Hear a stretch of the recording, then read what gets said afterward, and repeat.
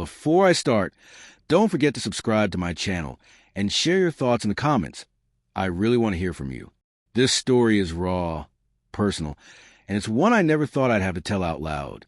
It started with a text, just a short, casual message, or so I thought. She wrote, "I'll be home tomorrow, love. Can't wait to see you."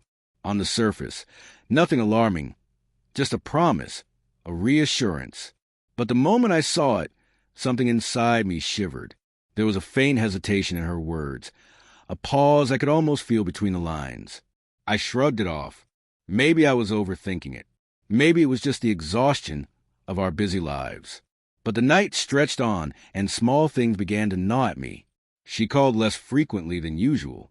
When I asked her what she was up to, she murmured vague answers.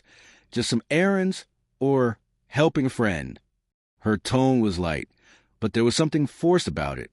I found myself questioning everything. Was I imagining it? Was I too controlling? Too suspicious? I wanted to trust her. I really did. She had been my world for years. But a part of me, the same part that notices the smallest details, felt something was off. Then came the little signs. Her phone, always by her side, started disappearing into her bag when I entered the room. She would suddenly laugh at messages she typed, hiding the screen from me. Even when we spoke, her eyes flickered too quickly, darting to notifications I couldn't see. Every instinct screamed at me, but I held back, afraid of what I might find. The first crack in illusion came a few days later. I was making coffee when her phone buzzed, left carelessly on the counter. A notification glowed. "Can't wait to see you tonight, Red Heart." The name was unfamiliar. My chest tightened. My fingers froze mid-motion. I tried to rationalize.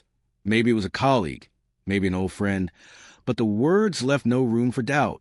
I didn't confront her immediately. I wanted to be sure. I watched, I waited, I noted patterns I once ignored. The late nights working. The text quickly deleted when I approached, the subtle defensiveness in her voice. Every small moment piled up, each one a tiny fracture in the world I thought I knew. The next day, she kissed me goodbye and reminded me she'd be home tomorrow.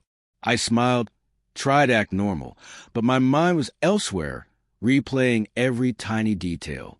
That night, I couldn't sleep. I lay in bed, staring at the ceiling, thinking about the promises we made, the plans we had, the love I thought was unshakable. Now, every memory felt like it had a shadow lurking behind it. A week later, the truth hit me in the most ordinary way imaginable.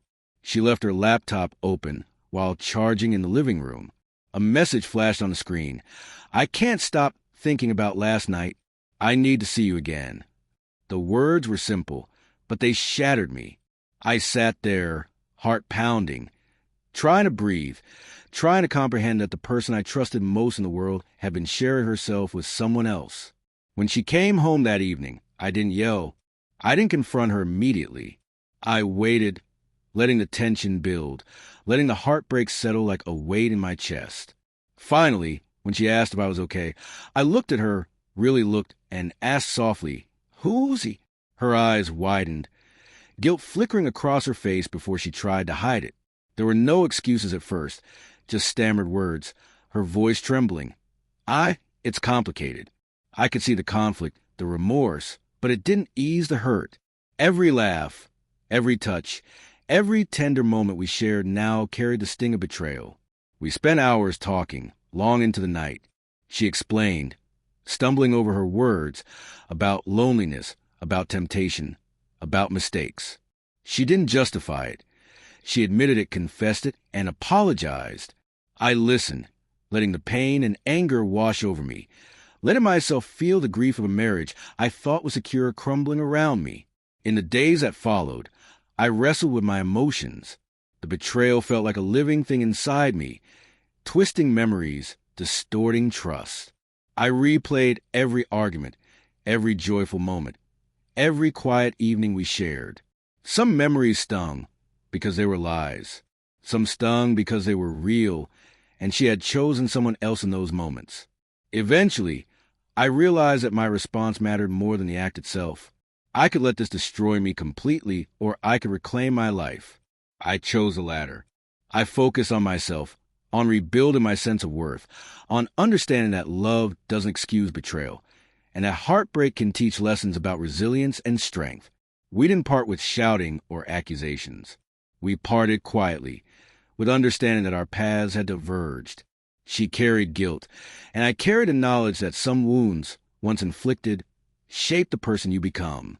I walked away not in hate, but in quiet self-respect. Now, when I look back, I don't focus on betrayal itself. I focus on what it taught me.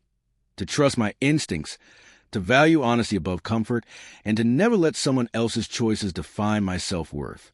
Heartbreak is painful, yes, but it also teaches clarity, strength, and courage you never knew you had. So, if there's one thing I want to take from this story, it's this. Pay attention to the signs, honor your own instincts, and never compromise your self-respect. Sometimes, the hardest goodbye is the one that rebuilds your life from the ashes of heartbreak.